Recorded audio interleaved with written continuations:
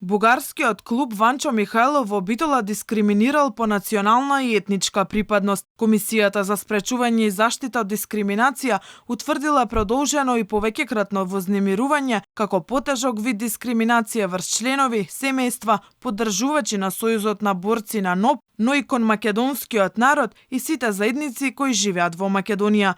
Комисијата констатирала дека бугарскиот клуб вршал промоција на ликот и делото на Ванчо Михајлов. Целите на здружување на Здруженијето Културен центар Иван Михајлов се сосема спротивни од она што значи слобода на здружување.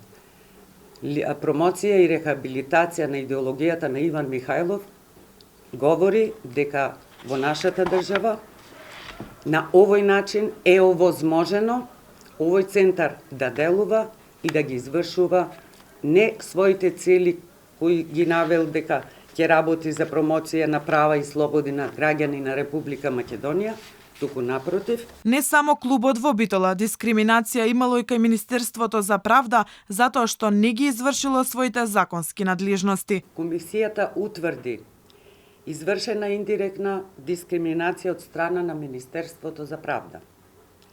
Поради пропуштање на извршување на своите законски надлежности, со што му се овозможило на Здруженијето Културен центар Битола да врши дискриминација, односно вознемирување, што е забрането со одредбите на Законот за спречување и заштита од дискриминација. Сега правда има рок од 45 дена да изврши надзор врз законитоста на примената од одредбите на Законот за здруженија и фондации, а Здруженијето Ванчо Михајлов 1 месец да ги отстрани сите елементи кои предизвикуваат дискриминација. Ако не го стора тоа, комисијата може да покрене прекршочна пријава до надлежниот суд.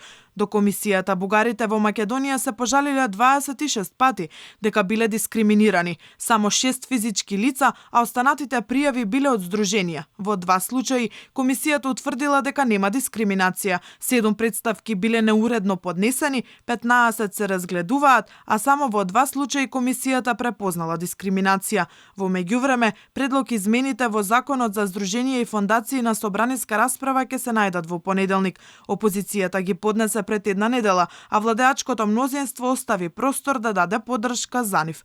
ВМРО ДПМН законските измени ги поднесе со цел да се спречи идното формирање на бугарски здруженија со имиња контроверзни за македонската историја, но и да се реагира за веќе постоечките.